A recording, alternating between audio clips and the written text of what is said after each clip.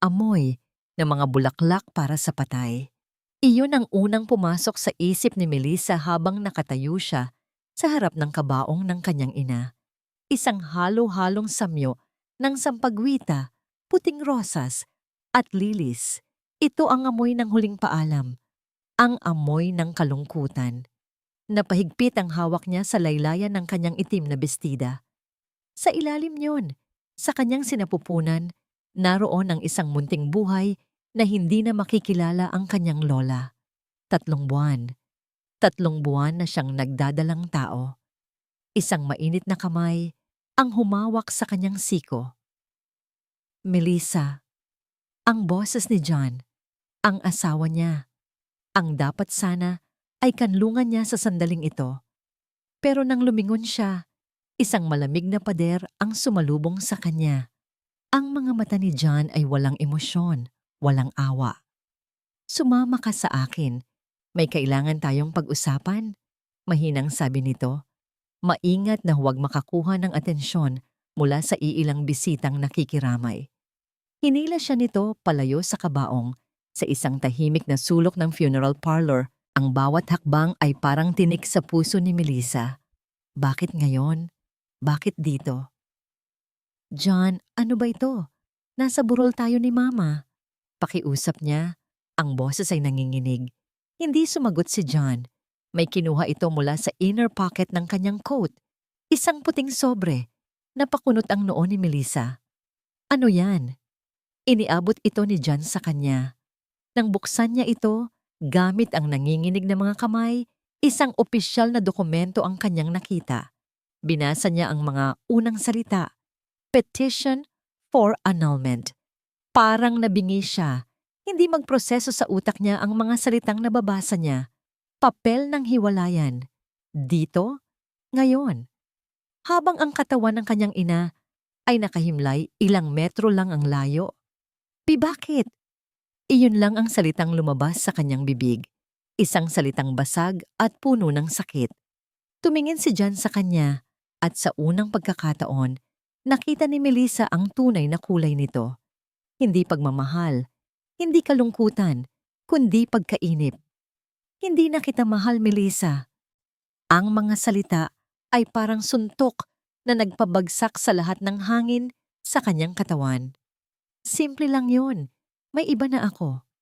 Napailing si Melissa. Ang mga luha ay nagsimula nang mamuo sa kanyang mga mata. Hindi, hindi totoo yan. John, nagdadalang tao ako. Magkakaanak na tayo. Isang mapait na ngiti ang sumilay sa labi ni John. At ang sumunod na sinabi nito ang tuluyang pumatay sa anumang natitirang pag-asa sa puso ni Melissa. Buntis din siya. Sa isang iglap, gumuho ang mundo ni Melissa. Ang amoy ng mga bulaklak ay naging amoy ng pagkakanulo. Ang tahimik na pag-iyak ng mga nakikiramay ay naging isang nakakabinging ugong sa kanyang tainga. Naramdaman niya ang panghihina ng kanyang mga tuhod, ang pag-ikot ng kanyang paningin. Tumalikod si John. Naglakad ito palayo na parang walang nangyari, na parang hindi niya winasak ang isang buhay sa loob lamang ng ilang segundo. Iniwan siyang mag-isa sa sulok. Hawak ang papel na sumisimbolo sa katapusan ng lahat. Napasandal siya sa malamig na pader. Ang kanyang mga kamay ay automatikong napahawak sa kanyang tiyan na para bang pinoprotektahan ang kanyang anak mula sa kalupitan ng mundo. Babagsak na sana siya sa sahig nang isang matatag na braso ang umalalay sa kanya. Mom, okay lang po ba kayo? Isang lalaking nakasuot ng formal na suit ang nasa tabi niya. Ang mukha ay nagpapakita ng tunay na pag-aalala. Sa sobrang pagkalito, hindi siya nakasagot. Tumingin ito sa kanya ng may paggalang. Miss Melissa De Villa? Tanong nito sa isang propesyonal na tono. Dahan-dahan siyang tumango habang pinipilit na huminga sa kabila ng sakit. Ako po si Attorney David Reyes, pagpapakilala ng lalaki, ang abogado ng inyong ina, si Gonga Gloria De Villa. Inabot nito ang isang business card, ngunit tiningnan niya lang ito. Ano pa ang kailangan ng abogado? Ang mga sumunod na sinabi nito ang nagpatigil sa pag-ikot ng kanyang mundo. Miss Melissa, may mahalagang bagay na habilin ng iyong ina na kailangan mong malaman kaagad. Ang opisina ni Attorney Reyes ay malamig at tahimik, malayo sa amoy ng mga bulaklak at sa bigat ng kalungkutan sa funeral parlor. Lahat ay nasa ayos. Ang mga libro sa estante, ang mga papel sa ibabaw ng kanyang mamahaling lamesa, maging ang paraan ng pagkakaupo ng abogado sa kanyang leather na upuan. Nakatitig lang si Melissa sa mga dokumentong nakalatag sa harapan niya.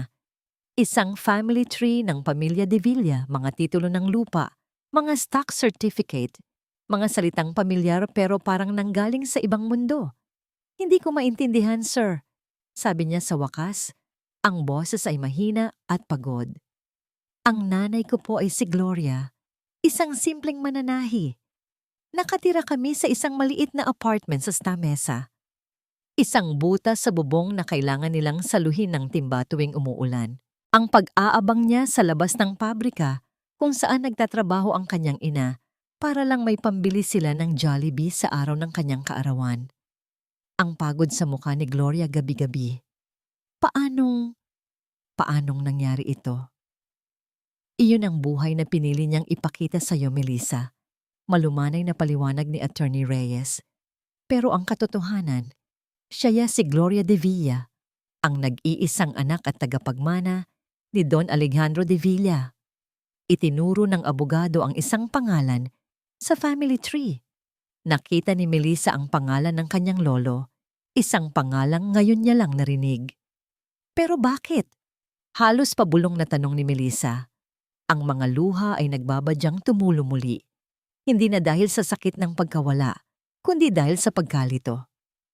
Bakit kami naghirap kung mayroon naman pala kaming ganito? Sumandal si Attorney Reyes sa kanyang upuan. Isang bakas ng lungkot ang dumaan sa kanyang mga mata. Para protektahan ka. Ang simpleng sagot na yon ay tumagos sa puso ni Melissa. May mga kaaway ang pamilya ninyo, Melissa. Mga taong sakim sa yaman at kapangyarihan. Itinago ka ng nanay mo mula sa lahat ng iyon. Nais niyang maranasan mo ang isang normal na buhay, malayo sa panganib. Nais niyang mahalin ka para sa kung sino ka, hindi para sa pera na nakakabit sa pangalan mo. Biglang nagkaroon ng kahulugan ng lahat. Ang palaging pag-iwas ng kanyang ina na pag-usapan ng kanilang mga kamag-anak. Ang pagtanggi nitong kumuha ng anumang utang kahit gaano pa sila kapos. Ang mga gabing nakikita niyang tulala ito, na para bang may malalim na iniisip. Hindi iyon simpleng buhay. Iyon ay isang muog na binuo ng pagmamahal para ilayo siya sa isang mundong hindi niya alam na umiiral. Ilang oras din ang lumipas sa loob ng opisina. Pinirmahan ni Melissa ang mga dokumento na halos hindi na binabasa. Ang kanyang isip ay lumulutang. Tagapagmana. Milyon-milyong piso, mga ari-arian, isang malaking korporasyon, parang isang panaginip o isang bangungot. Nang matapos ang lahat, tumayo na si Attorney Reyes. Halos tapos na tayo, Melissa. May isa na lang bagay. May kinuha siyang isang maliit na susi mula sa kanyang drawer. Isang gintong susi na may nakaukit na numero. Bago mawala ang iyong ina, sabi ng abogado, iniwan niya ito sa akin. Ito ang susi sa kanyang personal safe deposit box sa pinakamalaking bangko sa Makati. Inabot nito ang susi kay Melissa. Naramdaman niya ang lamig ng metal sa kanyang palad. Sinabi niya sa akin na lahat ng dokumento ng kayamanan ay legal na mapupunta sa iyo. Pero ang laman ng kahon na ito raw ay mas mahalaga pa sa lahat ng perang mamanahin mo. Naglakad si Melissa palabas ng opisina na parang isang zombie. Hawak niya ang address ng bangko at ang gintong susi. Ang sakit ng pagtataksil ni John ay pansamantalang natabunan ng mas malaking misteryo. Makalipas ang isang oras, nakatayo na siya sa harap ng isang malaki at makapal na pinto na bakal. Ang vault ng bangko. Ang hangin sa loob ay malamig. Ang bawat tunog ay may alingaw-ngaw. Isang empleyado ng bangko ang gumabay sa kanya patungo sa isang pader na puno ng maliliit na metal na pinto. Hinanap nito ang numerong nakaukit sa susi. "Dito po, ma'am," sabi nito. Bago siya iwan para bigyan ng privacy, naiwan siyang mag-isa sa harap ng pinto na may numerong 714. Itinaas niya ang susi. Ang kanyang kamay ay nanginginig. Ano ang nasa loob? Anong sikreto ang mas mahalaga pa sa yaman na kayang bumuhay sa kanya at sa kanyang anak habang buhay? Dahan-dahan niyang ipinasok ang susi sa seradura. Huminga siya ng malalim at narinig niya ang isang mahinang click. Nang pihitin niya ito, hinila ni Melissa ang isang mabigat na metal na kahon mula sa maliit na espasyo. Ito ay luma, pero matibay. Walang anumang palamuti. Tanging isang maliit na lock na ngayon ay bukas na. Sa loob ng private viewing room ng bangko, dahan-dahan niyang itinaas ang takip. Hindi ginto o alahas ang laman nito. Ang nasa loob ay mga folder, maayos na nakaayos. Sa ibabaw ng lahat ay isang pares ng headphones at isang maliit, itim na USB flash drive. Sa ilalim nito, isang sulat na sulat kamay ng kanyang ina. "Anak, patawarin mo ako sa mga lihim na ito. Gamitin mo ang katotohanan para protektahan ang sarili mo. Mahal na mahal kita." Nanginginig ang mga kamay ni Melissa habang kinukuha ang headphones. Ikinabit niya ito sa isang maliit na audio player na kasama sa kahon. Pinindot niya ang play. Ang unang narinig niya ay ang boses ng isang babae. Isang boses na kilalang kilala niya. Ang boses ng kanyang biyenan, si Doña Esmeralda. "Siguraduhin mong hindi ka magkakamali, John. Ang pamilya natin ang nakasalalay dito. Kailangan nating makuha ang tiwala ng Melissa na yan." Kasunod nito, ang boses ni John, mahina, nag-aalangan. Ang boses na minahal niya. "Pero ma, mabait si Melissa." Ang sagot ni Doña Esmeralda ay malamig at matalas, parang isang patalim. "Ang kabaitan ay hindi nagbabayad ng utang, John. Isipin mo ang apelyido natin, ang kumpanya. 1 taon. Bigyan mo ako ng 1 taon para maayos ang lahat. Paibigin mo siya, pakasalan mo siya. At kapag oras na, iiwan mo siya na parang walang nangyari." Huminto ang recording. Napahawak si Melissa sa kanyang bibig, pinipigilan ng isang hikbi na gustong kumawala. Ang kanyang paghinga ay naging mabilis at mababaw. Ang buong pagsasama nila, ang bawat ngiti, bawat yakap, bawat "I love you", lahat ay isang kasinungalingan. Isang plano, isang script na isinulat ng kanyang biyenan. Nanginginig niyang binuksan ang kasunod na folder. Mga financial statement, mga notice of loan default, mga article sa business section ng dyaryo tungkol sa unti-unting pagbagsak ng kumpanya ng pamilya ni John. Naroon ang sagot. Ang motibo, hindi siya minahal. Kailangan lang siya. Siya ang solusyon sa isang problemang hindi niya alam na umiiral. Ginamit siya. Ang huling bagay sa ilalim ng kahon ay ang itim na USB. May pag-aalinlangan siyang tiningnan ito. Ano pa ba ang posibleng malaman niya na masasakit pa dito? May lakas ng loob na hindi niya alam kung saan nanggaling. Tumayo siya at lumabas ng kwarto. Nagpatulong siya sa isang empleyado para makagamit ng laptop. Bumalik siya sa loob, isinaksak ang USB at binuksan ang nag-iisang file, isang video. Ang eksena ay sa isang magandang condo unit. Nakaupo sa sofa si John at isang babaeng hindi niya kilala. Maganda ito. Kumpiyansa. Siya siguro si Isabella. Nagtatawanan sila. May hawak na mga kupita ng champagne. "To us. At sa pagiging buntis ko, effective, di ba?" sabi ng babae. Sabay halakhak. Isabella, hinay-hinay lang. Saway ni John, pero nakangiti din ito. Sumimangot ang babae sa isang mapanuksong paraan. "Ano ka ba, darling? Relax. Busy yon sa pag-aalaga sa nanay niyang malapit ng mamatay." Isang malamig na kuryente ang gumapang sa buong katawan ni Melissa. Napatingin siya sa date and timestamp sa ibabang sulok ng video. Ito ang gabi na isinugod nila si Mama sa ospital. Ito ang gabi na sinabi ng doktor na wala ng pag-asa. Ito ang gabi na umiiyak siya sa bisig ni John, habang si John pala ay nagdiriwang kasama ng kanyang kabit, tinatawanan ang pinakamadilim na sandali ng kanyang buhay. Doon, sa harap ng laptop, sa malamig at tahimik na silid ng bangko, isang bagay ang namatay sa loob ni Melissa. At isang bagay ang ipinanganak. Ang mga luha ay tumigil sa pagpatak. Ang sakit sa kanyang dibdib ay nawala. Napalitan ito ng isang bagay na mas malalim, mas madilim, at mas matibay. Isang nagyayelong galit, isinara niya ang laptop. Ang tunog ng pag-click nito ay parang isang deklarasyon. Maingat niyang iniligpit ang lahat ng ebidensya pabalik sa kahon. Hindi na siya nagmamadali. Ang bawat kilos niya ay may layunin, may bigat.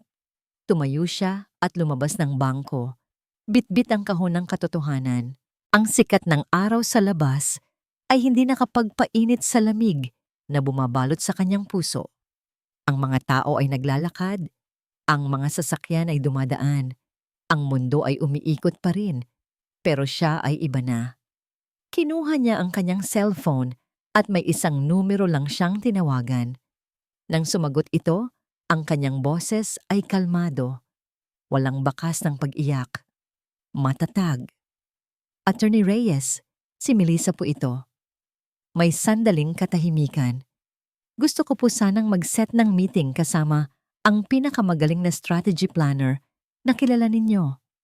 Huminga siya ng malalim, habang ang kanyang kamay ay humahaplos sa kanyang tiyan. Ang laro. Ngayon pa lang magsisimula. Ang apartment sa Stanen Mesa ay amoy litson manok at pinaghalong pabango ng mga kapitbahay. Ang penthouse sa Bonifacio Global City ay amoy bagong pintura, mamahaling kahoy at ang malinis na hangin na dumadaloy mula sa malawak na bintana. Ito na ang bagong mundo ni Melissa. Isang linggo matapos ang burol, wala nang bakas ng luma niyang sarili. Ang kanyang mga itim na bestida ay napalitan ng mga damit na may tamang sukat at eleganteng disenyo. Ang kanyang buhok ay maayos na ang gupit. Ang kanyang mukha ay wala ng pamamaga dahil sa pag-iyak. Tumingin siya sa kanyang refleksyon sa salamin na mula sahig hanggang kisame. Ang babaeng nakatingin pabalik ay hindi na ang Melissa na umiyak sa sahig ng funeral parlor. Ang mga mata niya, bagamat may bahid pa rin ng lungkot, ay mayroon ng isang malamig na apoy. Ang dating mapagkumbabang tindig ay napalitan ng isang postura na puno ng awtoridad. Handa na po ang lahat, Ma'am Melissa. Lumingon siya. Nakatayo sa may pintuan ng kanyang walk-in closet si Attorney Reyes kasama ang dalawa pang tao, isang matalas tingnan na babae na nasa edad 40 at isang lalaking mukhang financial analyst. Ito ang kanyang bagong team, ang kanyang mga sundalo. Naupo sila sa malaking sala kung saan tanaw ang karagatan ng ilaw ng siyudad. Ayon sa plano, ang unang hakbang ay putulin ang kanilang access sa anumang pondo na may kaugnayan sa iyo, sabi ng babaeng strategist, si Miss Anya Robles. Lahat ng joint bank accounts, supplementary credit cards, kailangan nating iparamdam sa kanila ang epekto kaagad. Tumango si Melissa. Naaalala niya kung paano ipinagmayabang ni John ang supplementary card na ibinigay nito sa kanya. Para yan sa lahat ng gusto mo, mahal ko. Ngayon, naiisip niya iyon na may kasamang pagkasuklam. Gawin ninyo, sabi niya sa isang boses na matatag at walang pag-aalinlangan. Habang nagpapatuloy ang pulong, nagpaplano ng mga susunod na legal na hakbang at paghahanda sa isang posibleng media war. Ang isip ni Melissa ay lumipad sa ibang lugar. Inisip niya si John. Siguro ay kasama nito si Isabella ngayon. Siguro ay kumakain sila sa isang mamahaling restaurant. Siguro ay nag-o-order sila ng pinakamahal na wine na. At kapag dumating na ang bill, ilalabas ni John ang kanyang makintab na credit card. Ang parehong card na konektado sa account kung saan idineposito ang maliit na sahod niya noon. Ngumiti si Melissa sa unang pagkakataon sa loob ng isang linggo. Isang ngiting hindi umabot sa kanyang mga mata. Isang mangiting malamig at puno ng kalkulasyon. Ilang oras ang lumipas. Sa isang restaurant sa Makati, inabot ni John ang kanyang credit card sa waiter. "Sir, pasensya na po. Decline po ang card ninyo," sabi ng waiter, na pilit itinatago ang pagkailang. Napakunot ang noo ni John. "Imposible. Subukan mo ulit." Sinubukan ulit ng waiter. Pareho pa rin ang resulta. "Decline po talaga, sir." Nagsimula ng mamula ang mukha ni John. Si Isabella sa tapat niya ay nagsimula nang magpakita ng pagkainis. "Subukan mo itong isa," sabi ni John, at inabot ang isa pang card. "Decline din po, sir." Ang tawanan sa kanilang paligid ay parang naging mga bulungan ng pangungutya. Si John, na laging ipinagmamalaki ang kanyang yaman, ay hindi makapagbayad para sa isang hapunan. Dali-dali siyang tumayo at lumabas para tumawag. Ang una niyang tinawagan ay ang bangko, pero wala silang maibigay na paliwanag. Ang pangalawa at huli ay ang kanyang ina. "Ma, may problema. Lahat ng card ko hindi gumagana. Pati ang account natin, hindi ko ma-access." Sigaw niya sa telepono. Ang boses ay puno ng gulat at panik. Sa kabilang linya, nanahimik si Doña Esmeralda.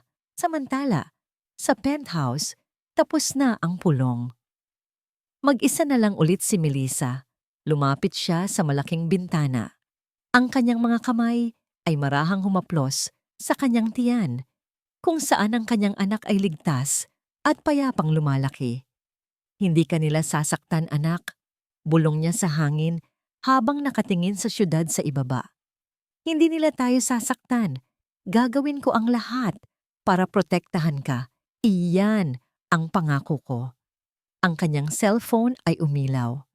Isang text message mula kay Attorney Reyes. "Nagsimula na po. Nakatanggap na kami ng tawag mula sa bangko." Maya-maya pa ang telepono ni Melissa ay nagring. Nakita niya ang pangalan ni John sa screen. Pinatay niya ang tawag. Ilang segundo lang, tumawag ulit ito. Pinatay niya ulit. Sa ikatlong pagtawag, sinagot niya ito at idinikit sa kanyang tainga. Pero hindi siya nagsalita. Narinig niya ang nagpapanik na boses ni John. "Melissa? Melissa, anong nangyayari? Bakit mo ginagawa ito?" Hindi siya sumagot. Narinig niya ang pag-aalala sa boses ni John na napalitan ng galit. "Melissa, sumagot ka. Ano ang karapatan mong gawin to?" Pagkatapos, isang boses ng babae ang narinig niya mula sa kabilang linya. Si Doña Esmeralda. Tila inagaw nito ang telepono mula kay John. "Melissa?" Ang boses ay kalmado, pero may pahiwatig ng panganib. Hindi pa rin umimik si Melissa, isang mahabang katahimikan. "Ito," sabi ni Doña Esmeralda sa wakas. Ang boses ay mababa at puno ng pagbabanta. "Ay hindi ang Melissa na kilala namin. May masama akong kutob dito. Kailangan nating kumilos bago pa mahuli ang lahat." Binaba ni Melissa ang telepono. Ang mansyon ng mga Elizondo ay napapalibutan ng matataas na pader at napapaligiran ng isang hardin na dati maipagmamalaki. Ngayon, ang mga bulaklak ay nagsisimula ng malanta. Ang pintura sa mga pader ay may mga bitak na. Ito ay isang larawan ng karangyaan na unti-unting nilalamon ng pagkabulok. Sa loob ng isang madilim na opisina na amoy luma at tabako, si Doña Esmeralda ay nakaupo sa kanyang silyang gawa sa nara. Ang kanyang mga daliri ay marahang tumatapik sa makinis na ibabaw ng lamesa. Ang kanyang mukha, na laging maayos sa makeup, ay nagpapakita ng mga linya ng stress. Sa harapan niya, nakatayo ang kanyang anak na si John. Ang mukha ay puno pa rin ng pagkalito at galit. "Hindi ko maintindihan, Ma. Paano niya nagawa yon? Isa lang siyang simpleng babae. Wala siyang alam sa mga ganitong bagay." Dati, mariing pagtatama ni Doña Esmeralda. Itinigil niya ang pagtapik at itinuon ang kanyang matalim na tingin sa anak.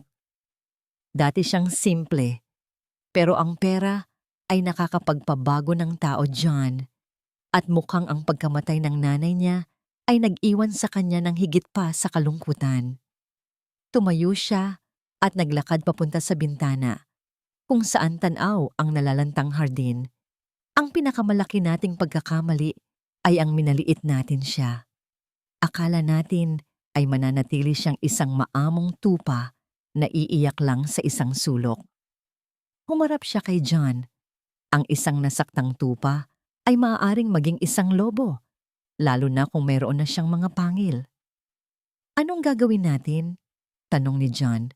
Ang boses ay nagpapakita ng unang bahid ng takot. Ang mga utang natin sa bangko, malapit na ang deadline, ma. Kung hindi tayo makakabayad, hindi niya itinuloy. Pareho nilang alam kung ano ang mangyayari. Ang mansyong ito, ang kumpanya, ang pangalan na pinaghirapan ng kanilang mga ninuno. Lahat ay mawawala. Kailangan nating unahan siya, sabi ni Doña Esmeralda. Ang kanyang boses ay naging kasing lamig ng hangin sa labas. Kung pera ang labanan, kailangan nating siguraduhin na hindi niya magagamit ang pera niya laban sa atin. Lumapit siya sa telepono at may tinawagan. Isang pangalan na matagal na niyang hindi binabanggit. Ang kanyang abogado. Pero hindi lang basta abogado. Isang ahas. Isang taong kayang baluktutin ang batas para sa tamang halaga. Attorney Sandoval, si Esmeralda Elizondo ito. Isang maikling katahimikan. Mayroon akong isang delikadong sitwasyon tungkol ito sa manugang ko. Naglakad-lakad si Doña Esmeralda habang nagsasalita. Ang kanyang boses ay nagiging mas tiwala sa bawat salita. Oo, si Melissa, ang byuda. Hindi ang asawa pa rin ni John. Kamamatay lang ng kanyang ina. At siya ngayon ay tagapagmana ng isang malaking halaga. Ang problema? Sa tingin ko, ay hindi niya kaya ang stress, ang pagluluksa, ang pagbubuntis. Nakakaapekto ito sa kanyang pag-iisip. Nag-aalala ako para sa kanya. Ang bawat salita ay maingat na pinili. Bawat isa ay may lason. Gusto kong malaman kung ano ang mga legal na paraan para tulungan siya. Siguro, kailangan niya ng isang taong mapagkakatiwalaan para pamahalaan ang kanyang mga ari-arian habang siya ay nagpapagaling. Narinig ni John ang lahat at sa unang pagkakataon, nakikita niya ang tunay na anyo ng kanyang ina. Hindi lang isang tusong negosyante na gustong iligtas ang kanilang pamilya, kundi isang halimaw na handang sirain ang isang babaeng nagdadalamhati para lang sa pera. Pumasok si Isabela sa opisina. Ang mukha ay puno ng pagkainip. Ano na? Nakausap mo na ba siya? Kailan ko makukuha ang sustento ko? Tiningnan lang siya ni Doña Esmeralda nang may pagkadismaya bago bumalik sa pakikipag-usap sa telepono. Para sa kanya, si Isabela ay isa lang kasangkapan. Isang kasangkapan na nagsisimula ng maging pabigat. Nang ibaba ni Doña Esmeralda ang telepono, isang ngiti ang sumilay sa kanyang mga labi. Isang ngiting hindi maganda. Tumingin siya kay John. Mayroon tayong plano. Maghahain tayo ng petisyon sa korte para ideklara siyang emotionally and mentally unfit para pamahalaan ang kanyang sariling yaman. Gagamitin natin ang kanyang pagluluksa laban sa kanya. Gagamitin natin ang kanyang pagbubuntis laban sa kanya. Lumapit siya sa kanyang anak at hinawakan ito sa pisngi. Ang kanyang mga kuko ay bahagyang bumaon sa balat nito. At para mas maging kapani-paniwala, kailangan natin ng tulong mula sa media. Kinuha niya ulit ang telepono at nag-dial ng isa pang numero. Isang reporter mula sa isang kilalang tabloid na may utang na loob sa kanya. Marga querida, I have a story for you. Isang very sad story. Tungkol ito sa isang kawawang tagapagmana na unti-unting nawawala sa kanyang sarili. Habang nagsasalita siya, nakatingin si Doña Esmeralda sa isang lumang litrato ng kanilang pamilya sa pader. Ang kanyang mga mata ay nag-aapoy sa desperasyon at kasakiman. Hindi siya papayag na bumagsak, kahit sino pa ang kailangan niyang tapakan. Ang umaga ni Melissa ay sinira ng isang article sa internet. Hawak ni Miss Anya Robles ang isang tablet. Ang screen nito ay nagpapakita ng isang pangit na litrato ni Melissa na kuha sa burol. Mugto ang mga mata, gusot ang buhok. Sa itaas nito, isang malaki at nakakainsultong headline. Milyonaryang tagapagmana, nawawala sa sarili, may kakayahan pa bang pamahalaan ang yaman? Ang article ay puno ng mga kasinungalingan na binalot sa pekeng pag-aalala. Mga source na malapit daw sa pamilya ang nagsasabing si Melissa ay nagpapakita ng erratic behavior at mental instability mula nang mamatay ang kanyang ina. Binanggit pa nito ang kanyang pagbubuntis bilang isang salik na nagpapalala sa kanyang delicate emotional state. Ito ang gawa ni Doña Esmeralda, sabi ni Melissa. Ang kanyang boses ay kalmado sa isang paraan na nakakatakot. Walang galit, walang gulat. Tanging isang malamig na pagkilala sa isang galaw ng kaaway. Inaasahan na natin ito, sagot ni Miss Robles, na hindi rin nagpakita ng anumang pagkataranta. Ito ang classic na character assassination. Gusto nilang ipamukha sa publiko at sa korte na hindi ka mapagkakatiwalaan. Anong gagawin natin? Tanong ni Attorney Reyes. Tumingin si Melissa sa bintana. Ang mga salita sa article ay masakit, pero hindi na siya ang babaeng madaling masaktan. Hindi natin ito sasagutin ng direkta, sabi ni Melissa na ikinagulat ng kanyang team. Kapag sumagot tayo, pinapatunayan lang nating apektado tayo. Bibigyan lang natin sila ng isa pang article. Ayokong sumayaw sa tugtugin nila. Humarap siya sa kanila. Labanan natin ito ng ibang apoy. Maglabas tayo ng sarili nating kwento. Isang press release tungkol sa itatayo kong foundation bilang parangal sa aking ina. Ipapakita natin sa kanila kung sino talaga ang wala sa sarili. Habang sila ay nasa gitna ng pagpaplano, tumunog ang intercom sa penthouse. Isang hindi inaasahang bisita. Sino yan? Tanong ni Melissa sa kanyang assistant. Isang matandang babae po, ma'am. Elena Cruz daw po ang pangalan. Dati raw po siyang labandera ng nanay ninyo. Nagulat si Melissa. Si Aling Elena, ang matandang babae na halos linggo-linggo ay nasa apartment nila para kunin ang mga labahin. Isang babaeng palaging may dalang ngiti at isang supot ng pandesal para sa kanya.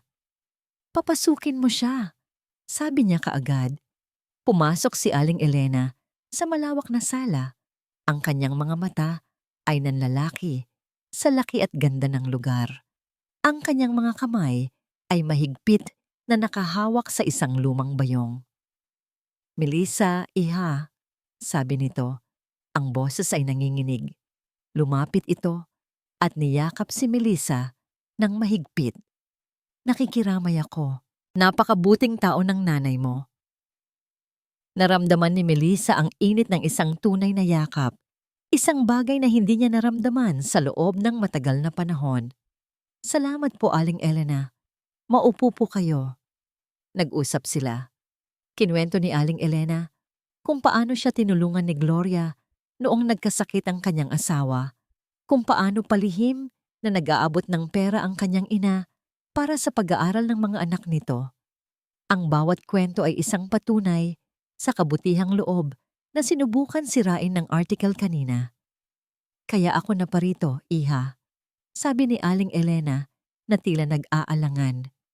Nabasa ko kasi sa cellphone ng anak ko yung balita. Hindi totoo yon. Nagsisinungaling sila. Tumangulang si Melissa. Pinipigilan ang sariling maging emosyonal. At may isa pa akong gustong sabihin, pagpapatuloy ng matanda. Ayoko sanang manghimasok, pero baka makatulong. Tungkol ito sa babae ni John. Natuon ang buong atensyon ni Melissa. Si Isabella, tama ba? Tumango si Aling Elena. Bago po ako maglaba para sa nanay mo, nagtrabaho ako bilang kasambahay sa isang malaking bahay sa Dasmariñas, sa Pamilya Revilla. At doon ko unang nakita ang babaeng yan. Palagi siyang bisita ng binatang anak ng mga Revilla. Palagi silang magkasama sa kwarto. At sigurado ako, Iha, hindi pa niya kilala si Sir John noon.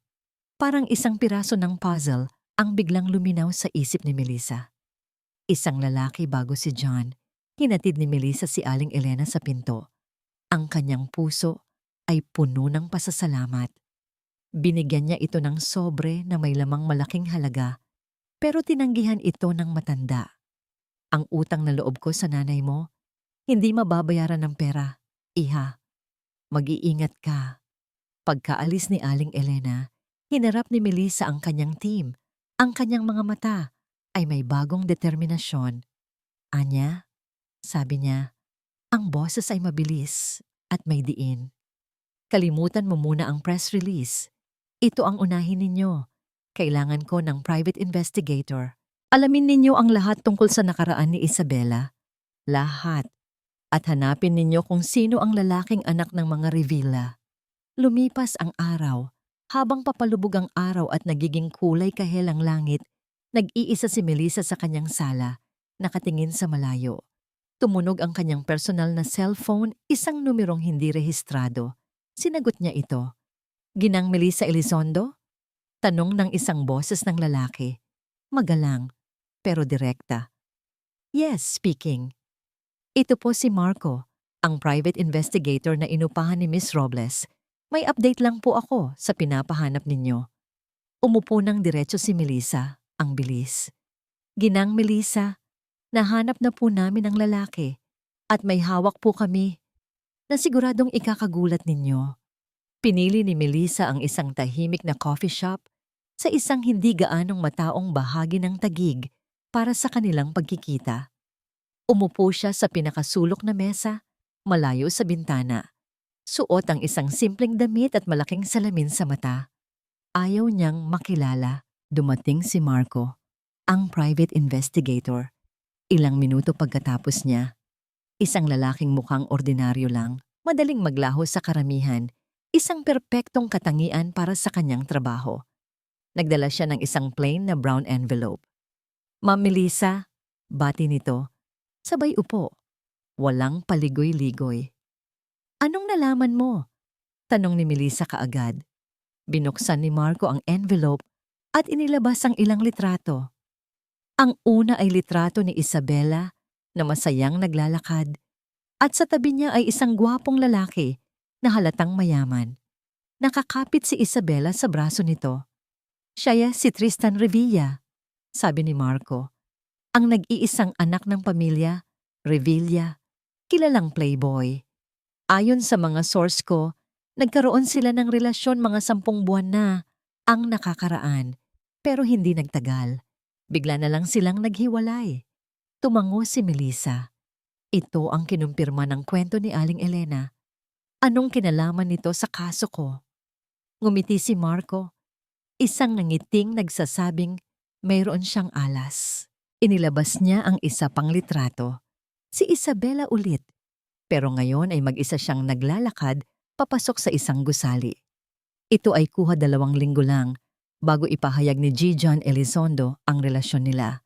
Ang gusaling pinasok niya ay ang St. Therese Medical Arts Building at ang klinik na pinuntahan niya ay nasa ika-5 palapag, room 508. Kinuha ni Melissa ang litrato. Nakazoom in ito ng malinaw. Kitang-kita ang pangalan sa pinto ng klinik. Dra Althea Ramos, MD, Obstetrics and Gynecology, isang OB-GYN. Paano mo nalaman? Tanong ni Melissa.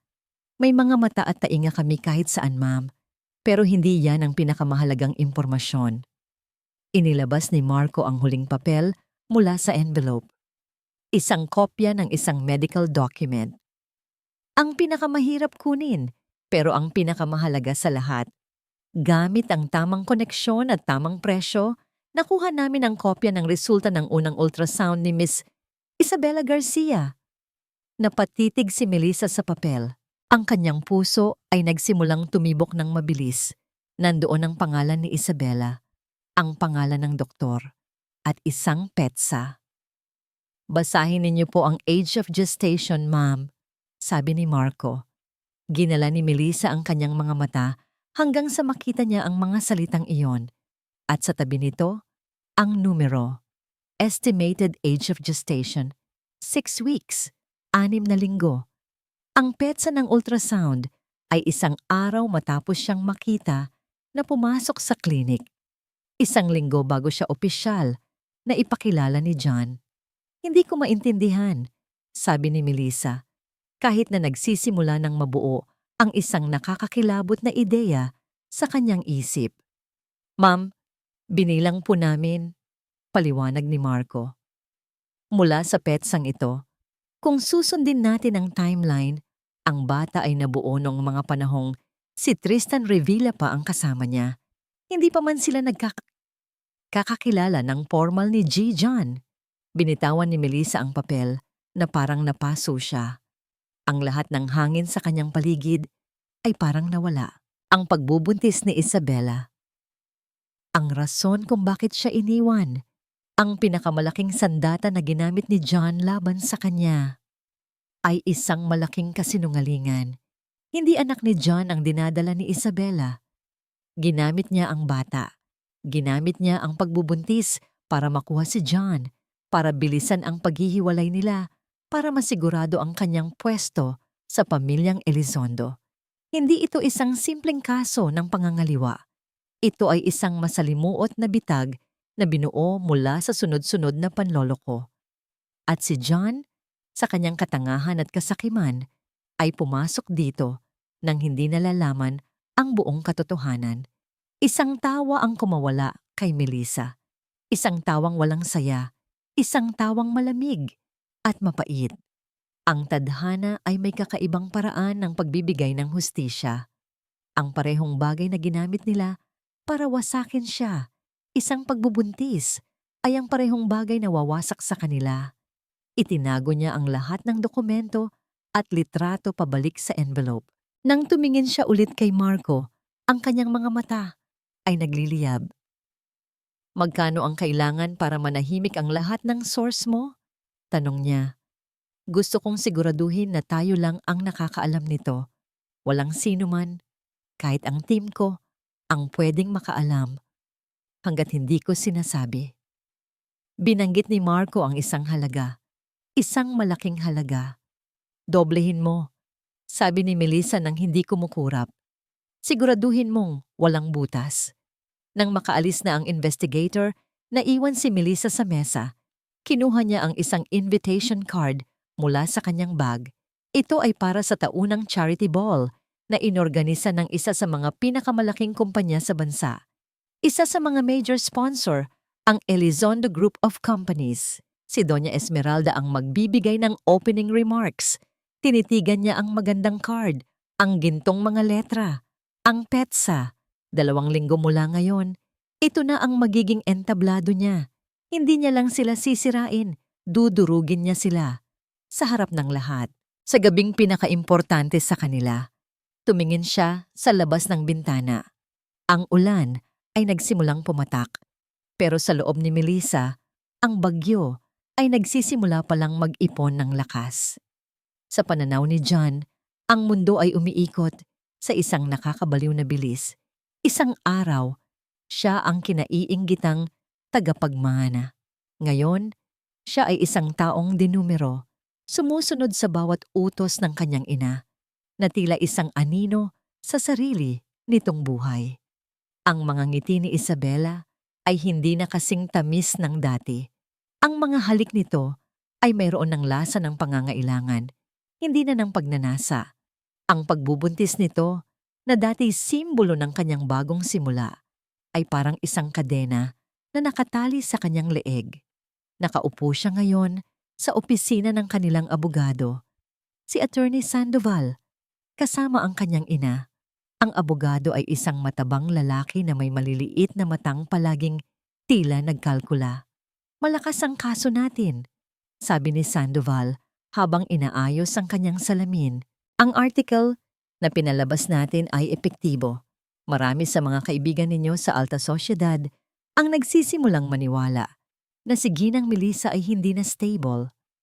Tumingin si Doña Esmeralda sa kanya. Hindi sapat ang paniniwala, Sandoval. Kailangan ko ng aksyon. Ang charity ball ay malapit na. Kailangan nating mapatay ang apoy bago pa ito maging isang sunog. Ngumiti ang abogado. At yun na nga po ang susunod nating hakbang. Meron akong kaibigan, isang huwes. May utang na loob siya sa akin. Kinausap ko na siya tungkol sa sitwasyon. Ipinakita ko sa kanya ang mga ebidensya. Ang biglaang pagbabago ng lifestyle ni Melissa, ang pag-hire niya ng isang buong team, ang paggasta niya ng malalaking halaga. Madaling ipinta ito bilang isang larawan ng isang taong wala sa tamang pag-iisip, isang taong nalulunod sa biglaang yaman at kalungkutan. Nakinig lang si John. Ang bawat salita ay parang lason na pumapasok sa kanyang tainga. Naaalala niya ang Melissa na minahal niya o ang Melissa na akala niya ay minahal niya. Ang simpleng babae na masaya na sa isang fishball date. Ngayon, pinag-uusapan nila ito na parang isang kriminal. Ano ang punto mo, Sandoval? Tanong ni Doña Esmeralda, naiinip. Ang punto ko, Doña Esmeralda, ay maghahain tayo ng isang ex parte petition for temporary guardianship, sabi ng abogado na tila ipinagmamalaki ang kanyang sarili. Hihilingin natin sa korte, sa pamamagitan ng aking kaibigang huwes, na pansamantalang i-freeze ang lahat ng assets ni Melissa Elizondo at hihilingin natin na magtalaga ng isang pansamantalang tagapangalaga para sa mga ito. At sino ang magiging tagapangalaga? Tanong ni Doña Esmeralda, kahit alam na niya ang sagot. Sino pa ba?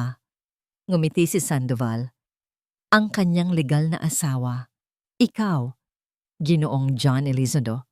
Parang sinuntok si John sa tiyan. Siya ang magiging tagapamahala ng yaman ng babaeng sinaktan at tinalikuran niya. Ito ay isang kabalintunaan na napakasakit. Hindi ba't magkakaroon ng hearing? Makakapagpresenta si Melissa ng kanyang panig? Tanong ni John. Isang maliit na bahagi niya ay umaasa pa rin na may hustisya sa mundo. Umiling ang abogado. Ex parte, Ginoo. Ibig sabihin, isang panig lang muna ang pakikinggan ng korte dahil sa kadahilan ng apurahan. Ang kalusugang pangkaisipan ng isang buntis na babae ay isang apurahang dahilan. Kapag naaprubahan ang temporary order, i-freeze ang kanyang mga account bago pa man siya makareact. Mahihirapan siyang kumuha ng magagaling na abogado kung wala siyang access sa kanyang pera.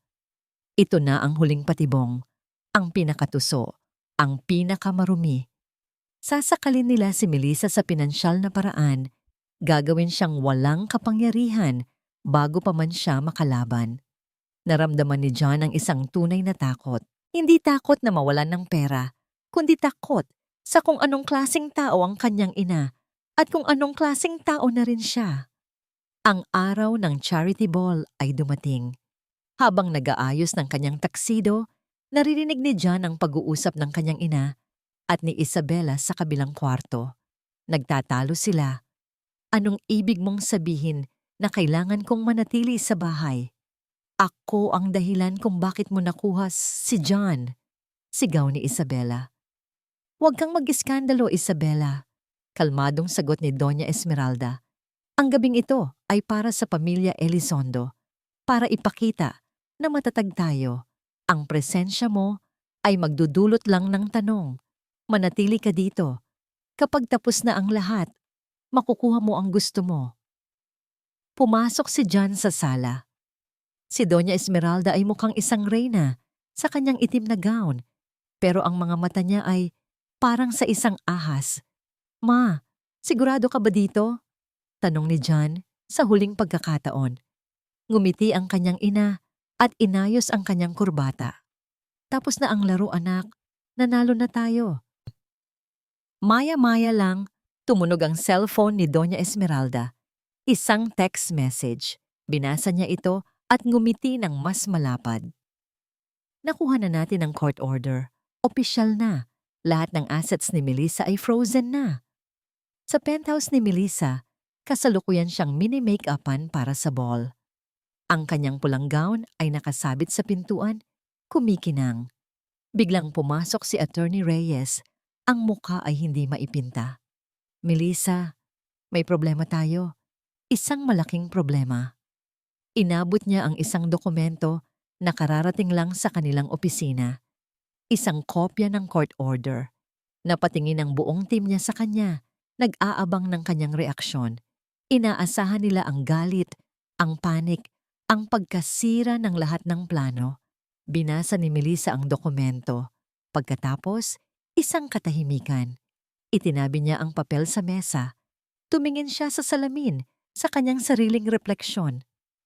Tuloy niyo ang pag-makeup sa akin, sabi niya sa isang boses na kalmado. Lumingon siya kay Attorney Reyes. Pakitawagan mo ang bangko sa Switzerland. Pagkatapos, tumingin siya sa kanyang strategist. Lahat ba ng media contact natin ay kumpirmadong darating mamaya? Tumango si Anya. Ngumiti si Melissa sa salamin. Isang ngiting puno ng lihim. Good. Sa kabilang panig ng lungsod, tumawag si Doña Esmeralda sa telepono ni Melissa. Sinagot ito ng isang katulong. Nasaan si Melissa? Nag-aayos po para sa party mamaya, ma'am. Nagulat si Doña Esmeralda. Inaasahan niyang iiyak ito. Magwawala. Pero pupunta pa rin ito? Saan siya kukuha ng pera para sa entrance fee? O sa damit? Masyadong kumpiyansa, masyadong mapanganib. Muling tinawagan ni Doña Esmeralda si Melissa. Ngayon, si Melissa na mismo ang sumagot. Walang imik. Melissa, iha. Sabi ni Doña Esmeralda. Ang boses ay nagpapanggap na puno ng pag-aalala. Ginawa ko lang ito dahil nag-aalala ako sa'yo. Magpahinga ka na lang. Hayaan mo na kaming ang bahala sa lahat. Isang mahabang katahimikan sa kabilang linya. Pagkatapos, narinig ni Doña Esmeralda ang isang mahinang tawa at binabaan siya ng telepono. Ang Grand Ballroom ng Manila Peninsula Hotel ay isang dagat ng kumikinang na mga alahas, mamahaling pabango at mga peking ngiti. Ang mga pinakamayayamang pamilya at pinakamakapangyarihang personalidad sa bansa ay naroroon. Lahat ay nagpapaligsahan sa pagpapakita ng kanilang yaman at impluensya. Sa gitna ng lahat, sa presidential table, nakaupo si Doña Esmeralda Elizondo na parang isang reyna sa kanyang trono. Nasa tabi niya ang kanyang anak na si John na pilit na ngumingiti sa bawat taong bumabati sa kanila. Ang bawat papuri at pagbati ay parang tinik sa kanyang lalamunan. Nasaan na kaya ang ating pobreng manugang? Bulong ni Doña Esmeralda kay John, may halong panguuyam. Siguro ay umiiyak pa rin siya sa kanyang mamahaling penthouse na hindi na niya kayang bayaran. Ngunit bago pa man makasagot si John, isang biglaang katahimikan ang namayani malapit sa entrance ng ballroom. Ang mga bulungan ay unti-unting lumakas. Ang mga ulo ay lumingon. At doon, pumasok si Melissa. Hindi siya mukhang biktima. Hindi siya mukhang talunan. Ang suot niyang pulang gown ay yumayakap sa kanyang katawan at sa maliit na umbok ng kanyang tiyan na para bang iyon ang kanyang baluti. Ang kanyang buhok ay nakaayos sa isang eleganteng bun na nagpapakita ng kanyang leeg na pinalamutian ng isang simpleng kwintas na diamante. Ang kanyang makeup ay perpekto. Ang kanyang paglakad ay puno ng kumpiyansa. Bawat hakbang niya sa gitna ng mga tao ay may bigat. Bawat ngiti niya sa mga taong nakatingin ay tila may itinatagong lihim. Hindi siya mukhang isang babaeng na freeze ang lahat ng pera. Mukha siyang isang babaeng nagmamay-ari ng buong lugar. Napatayo si Doña Esmeralda sa gulat. Si John ay hindi makapaniwala sa kanyang nakikita. Ito ba ang babaeng pinakasalan niya? Ang babaeng umiyak sa kanyang mga braso? Paano? Iyon lang ang salitang lumabas sa bibig ni Doña Esmeralda. Ngumiti si Melissa nang makita sila. Naglakad siya papalapit sa kanilang mesa. Ang kanyang mga mata ay diretsyong nakatingin kay Doña Esmeralda. Good evening, Doña Esmeralda. John, bati niya. Ang kanyang boses ay kalmado at matamis na mas lalong nakakakilabot. Ang ganda ng party. Mukhang marami kayong nalikom na pondo para sa charity. Anong ginagawa mo dito? Nanginginig na tanong ni Doña Esmeralda. Isa ako sa mga donor, syempre, sagot ni Melissa. Sabay abot ng isang maliit na card sa organizer ng event na nagmamadaling lumapit. In fact, I believe I just became the biggest donor for tonight's event. At dahil doon, may karapatan yata akong magbigay ng maikling salita sa stage mamaya. Hindi ba? Namutla ang organizer nang makita ang halaga sa tseke na inabot ni Melissa. Isang halaga na mas malaki pa sa pinagsama-samang donasyon ikalalat ng sponsor. Oo naman, Ma'am Melissa. Siyempre po. Tumingin si Melissa pabalik kay Doña Esmeralda na ngayon ay parang nakakita ng multo. Huwag kang mag-alala. Ang perang ginamit ko ay hindi galing sa mga account na pinilit mong i-freeze. May mga bagay pala ang nanay ko na hindi niya ipinaalam kahit kanino. Maliban sa akin. Isang trust fund sa Switzerland, isang emergency fund na inilaan ni Gloria para sa eksaktong sitwasyong tulad nito. Isang huling regalo mula sa ina para sa anak. Umupo si Melissa sa isang bakanting silya sa kabilang mesa kasama ang ilang mga kilalang business tycoon na agad bumati sa kanya. Buong gabi, siya ang sentro ng atensyon. Ang mga taong dati kaibigan ni Doña Esmeralda ay siya na ngayon ang kinakausap. Ang kwento tungkol sa kanyang mental instability ay biglang naging kwento ng isang babaeng matatag at kahanga-hanga. Naramdaman ni John ang pag-urong ng kanyang sikmura. Ang babaeng nasa kabilang mesa ay isang estranghero sa kanya. Isang babaeng maganda, makapangyarihan at mapanganib. At sa unang pagkakataon, naramdaman niya ang isang emosyon na hindi niya inasahan. Panghihinayang. Dumating ang oras para sa mga talumpati. Ang host ay masayang umakyat sa stage. At ngayon, para bigyan tayo ng isang inspirasyonal na mensahe, tinatawagan natin ang isa sa mga major sponsor ng gabing ito, ang matriarch ng Elizondo Group of Companies, Doña Esmeralda Elizondo. Pumalakpak ang mga tao, ngunit habang naglalakad si Doña Esmeralda papuntang stage, umakyat din ang organizer. May binulong ito sa host. Nagulat ang host, pero tumango. Isang maliit na pagbabago po sa ating programa, sabi ng host. Bago po natin pakinggan si Doña Esmeralda, gusto po muna nating bigyan ng pagkakataon na magsalita ang pinakamalaking benefactor ng ating charity para sa gabing ito. Isang babaeng may ginintuang puso. Ladies and gentlemen, please welcome Mrs. Melissa de Villa Elizondo. Mas malakas na palakpakan, nagkasalubong sa hagdanan si Melissa at si Doña Esmeralda. Si Melissa ay paakyat. Si Doña Esmeralda ay napilitang huminto at bumaba. Isang matamis na ngiti ang ibinigay ni Melissa sa kanyang biyenan. Isang ngiting nagsasabing, "Checkmate!" Huminto si Melissa sa gitna ng entablado. Ang lahat ng ilaw ay nakatutok sa kanya. Ang buong ballroom ay tahimik, nag-aabang. Hinawakan niya ang mikropono. Tumingin siya sa direksyon ni na John at Doña Esmeralda. Magandang gabi sa inyong lahat. Simula niya. Ang kanyang boses ay malinaw at matatag at umalingaw-ngaw sa bawat sulok ng silid. Nandito ako ngayong gabi para magbahagi ng isang kwento. Isang kwento tungkol sa pag-ibig, pagtataksil, at ang tunay na kahulugan ng pamilya. Nagsimula na ang unos at si Melissa ang nasa gitna nito, kalmado at handa. Nakatayo si Melissa sa entablado. Ang liwanag ay nakatutok sa kanya, ngunit ang kanyang mga mata ay tila nakikita ang bawat anino sa madilim na ballroom. Ang kwentong ibabahagi ko ay tungkol sa isang babae. Simula niya, ang boses ay malumanay pero may bigat. Isang simpleng babae na nangarap lang ng isang simpleng buhay. Isang mapagmahal na asawa, isang masayang pamilya. Tumingin siya sa mga mata ni John na nakaupo sa presidential table. Nakita niya ang pagkalito at takot dito. Pinakasalan niya ang lalaking akala niya ay kanyang Prince Charming. Ibinigay niya ang lahat. Ang kanyang tiwala, ang kanyang puso, ang kanyang buong pagkatao. Ngunit ang hindi niya alam, ang fairy tale na kanyang ginagalawan ay isang entablado lamang at lahat sila ay mga artista. Isang malaking screen sa likod ni Melissa na dapat sana ay magpapakita ng logo ng charity ay biglang umilaw. Isang audio waveform ang lumitaw dito. Ang direktor ng palabas na ito ay isang babaeng bihasa sa pagkukunwari. Pagpapatuloy ni Melissa, isang babaeng gagawin ang lahat para sa pera at kapangyarihan. At pagkatapos, isang boses ang umalingaw-ngaw sa buong ballroom.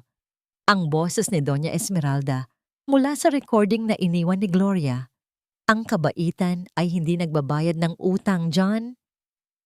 Paibigin mo siya, pakasalan mo siya, at kapag oras na, iiwan mo siya na parang walang nangyari. Isang kolektibong paghinga ng gulat ang narinig mula sa audience. Ang mga cellphone ay nagsimulang itaas para mag-record. Si Doña Esmeralda ay napahawak sa kanyang dibdib. Ang kanyang muka ay namutla na parang papel. Ang pamilyang pinakasalan niya ay hindi isang pamilya, kundi isang korporasyon na nalulugi. Sabi ni Melissa, habang ang screen sa likod niya ay nagpapakita ngayon ng mga headline ng balita tungkol sa problemang pinansyal ng Elizondo Group. Tumingin siya kay John na ngayon ay nakayuko, hindi makatingin kanino man. Ang kanyang asawa ay hindi isang prinsipe, kundi isang tau-tauhan lamang, isang duwag na sumusunod sa bawat utos ng kanyang reyna. At siyempre, sabi ni Melissa, ang kanyang boses ay nagkaroon ng bahid ng bakal. Lahat ng magandang kwento ay mayroong kontrabida. Isang babaeng darating para agawin ng lahat. Ang screen ay nagbago ulit. Isang video. Ang video ni na John at Isabella, nagtatawanan sa kondo, hawak ang mga kopita ng champagne. Relax, darling. Busy yon sa pag-aalaga sa nanay niyang malapit ng mamatay. Ang mga salita ni Isabella ay parang sampal sa bawat taong nakarinig. Ang kalupitan, ang kawalan ng respeto. Pagkatapos, ipinakita ng screen ang date and timestamp ng video. Marami sa mga bisita ang nakakaalam na iyon ang gabi ng pagkamatay ni Gloria de Villa. Ang mga bulungan ay naging hayagang pagkutya. Si John ay tuluyan ng napayuko. Ang kanyang mga kamay ay nasa kanyang ulo na para bang gusto niyang magtago sa ilalim ng mesa. Si Melissa ay huminga ng malalim. Ito na ang huling dagok, ang pinakamatindi. Pero ang pinakamasakit na bahagi ng kwentong ito ay hindi ang pagkakanulo ng asawa o ang kabagsikan ng kanyang biyenan. Ang pinakamasakit ay ang paggamit nila sa isang bagay na sagrado para wasakin ang isang pamilya. Naglakad siya papalapit sa gilid ng entablado, mas malapit sa mesa ng mga Elizondo. Tumingin siya ng diretso sa mga mata ni John. Sinabi mo sa akin na buntis siya, at iyon ang dahilan kung bakit mo ako iniwan. Isang buhay para sa isang buhay. Pagkatapos ay lumingon siya sa audience. Pero may isang tanong na bumabagabag sa akin. Isang tanong na sa tingin ko ay dapat malaman ng lahat. Ang screen sa likod niya ay nagpakita ng medical document, ang resulta ng ultrasound ni Isabella. Naka-highlight ang pangalan, ang petsa at ang age of gestation. Ang tanong ko ay, simple lang. Tumingin ulit siya kay John. Ang kanyang mga mata ay parang yelo. Paano mo naging anak ang isang batang nabuo noong hindi mo pa man lang nakikilala ang ina nito? Katahimikan. Isang nakabibinging katahimikan. Ang tanong ni Melissa ay nanatili sa hangin, mabigat at mapanira. Ang lahat ng mata ay napunta kay John. Si John ay tumingin kay Melissa, ang kanyang mukha ay nagpapakita ng ganap na pagkalito. Pagkatapos ay tumingin siya sa kanyang ina, na ngayon ay nanginginig sa galit at takot. Sa isang iglap, naunawaan ni John ang lahat. Hindi lang siya ang niloko ni Melissa, niloko rin siya ni Isabella. At ang kanyang ina, sa kagustuhang manalo, ay hindi man lang sinuri ang mga barahang hawak nila. Ang katahimikan ay binasag ng malakas na tunog ng pagbagsak ng isang baso. Pagkatapos, kaguluhan. Ang mga flash ng kamera ay sunod-sunod. Ang mga reporter ay nagsimulang magsigawan ng mga tanong. Ang mga bisita ay nagbubulungan, ang iba ay hayagang nakaturo. Sa gitna ng lahat ng ito, kalmadong naglakad si Melissa pababa ng entablado. Habang naglalakad siya palayo, isang babae ang sumubok na harangin siya, si Doña Esmeralda. Ang kanyang mukha ay puno ng galit na parang sa isang demonyo. "Sinungaling! Sisirain kita!" Sigaw nito. Pero bago pa man siya makalapit, dalawang unipormadong security guard ng hotel ang pumagitna. "Ma'am, please calm down." Nagpatuloy sa paglakad si Melissa. Nilagpasan niya si John na nakatitig lang sa sahig, isang sirang-sirang tao. Bago siya tuluyang lumabas ng ballroom, lumingon siya sa huling pagkakataon. Tumingin siya sa entablado na kanyang ginamit para sa kanyang paghihiganti. Pagkatapos ay hinawakan niya ang kanyang tiyan. Ang hustisya ay hindi lang para sa kanya. Ito ay para sa kanyang ina. At para sa isang kinabukasan na malinis at malaya. Para sa kanyang anak. Lumabas siya ng ballroom, iniwan sa likod ang mga piraso ng isang wasak na imperyo. Ang hangin sa labas ay malamig, pero sa unang pagkakataon, sa loob ng napakatagal na panahon, nakahinga siya ng maluwag. Kinaumagahan, ang iskandalo sa charity ball, ang laman ng bawat pahayagan, bawat news channel, at bawat social media feed. Ang mga video na kuha mula sa mga cellphone ay nag-viral.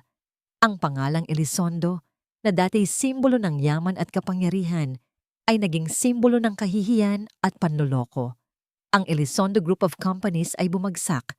Ang mga stockholder ay nag-pull out. Ang mga bangko ay humihingi na ng kanilang bayad. Ang mansyon na dati puno ng karangyaan ay napuno ng katahimikan at desperasyon. Si Doña Esmeralda ay nahaharap sa maraming kaso, hindi lang mula kay Melissa, kundi mula na rin sa mga business partner na kanyang niloko. Sa kanyang penthouse, pinanood ni Melissa ang lahat ng ito mula sa kanyang TV habang umiinom ng isang mainit na tasa ng tsa. Walang ngiti ng tagumpay sa kanyang mga labi. Walang saya. Tanging isang pakiramdam ng bigat na sa wakas ay nabawasan. Tapos na. Pinatay niya ang TV. Ang ingay ng mundo sa labas ay hindi na mahalaga. Kinabukasan, dinalaw niya ang puntod ng kanyang ina. Nagdala siya ng isang bungkos ng puting rosas, ang paborito nito. Umupo siya sa damuhan, sa tabi ng malamig na lapida. "Ma," bulong niya, "nagawa ko na po. Natupad ko na ang huling habilin ninyo. Ligtas na po kami ng apo ninyo." Isang butil ng luha ang pumatak mula sa kanyang mata. Hindi ito luha ng kalungkutan, kundi luha ng pagpapalaya. Sa wakas, maaari na siyang magluksa ng payapa. Sa kanyang pag-uwi, isang pamilyar na kotse ang nakaparada sa labas ng kanyang building. Si John, nakasandal ito sa kotse, mukhang mas matanda ng 10 taon. Payat. Magulo ang buhok. Ang dating kumpiyansa ay napalitan ng isang aura ng pagkatalo. Naglakad si Melissa papalapit, walang takot. "Melissa," sabi ni John. Ang boses ay paos. Gusto ko lang humingi ng tawad." Tinitigan siya ni Melissa. Ang galit na dating nag-aalab sa kanyang puso ay wala na. Ang pagmamahal na dating naroon ay matagal nang naging abo. Ang natitira na lang ay awa. "Hindi sa akin ang tawad na kailangan mo, John," sabi niya. "Humingi ka ng tawad sa sarili mo, sa pagiging duwag mo, sa pagpayag mong maging tau-tauhan ng iba." "Mahal kita, Melissa. Naging totoo yon kahit sa simula lang." Umiling si Melissa. Baka. O baka yon ang gusto mong paniwalaan, pero hindi na mahalaga. Tapos na tayo, John. Matagal na.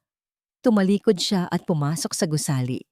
Iniwan si John na mag-isa sa kalye, kasama ang mga multo ng kanyang mga pagkakamali. Iyon ang huling beses na nakita niya ito. Ang mga sumunod na linggo ay ginugol ni Melissa sa pag-aayos. Ang annulment case nila ay mabilis na naaprubahan. Ibinenta niya ang karamihan sa mga ari-arian na hindi niya kailangan. Sa tulong ng kanyang team, Sinimulan niyang buuin ang isang foundation bilang parangal sa kanyang ina, ang Gloria de Villa Foundation, isang organisasyon na tutulong sa mga babaeng biktima ng pang-aabuso at panloloko. Isang lugar na magbibigay ng legal na tulong, financial support, at isang pagkakataon para makapagsimula muli. Ginamit niya ang yaman ng kanyang ina, hindi para sa luho, kundi para magbigay ng pag-asa. Isang hapon, habang abala siya sa pagbabasa ng mga plano para sa foundation, naramdaman niya ito, isang mahinang pitik mula sa loob ng kanyang sinapupunan. Napahinto siya. Inilagay niya ang kanyang kamay sa kanyang tiyan. Naramdaman niya ito ulit. Isang maliit na sipa. Isang maliit na paalala na hindi siya nag-iisa, na may isang buhay sa loob niya na umaasa sa kanya. Isang tunay na ngiti, ang unang tunay na ngiti sa loob ng maraming buwan, ang sumilay sa kanyang mga labi.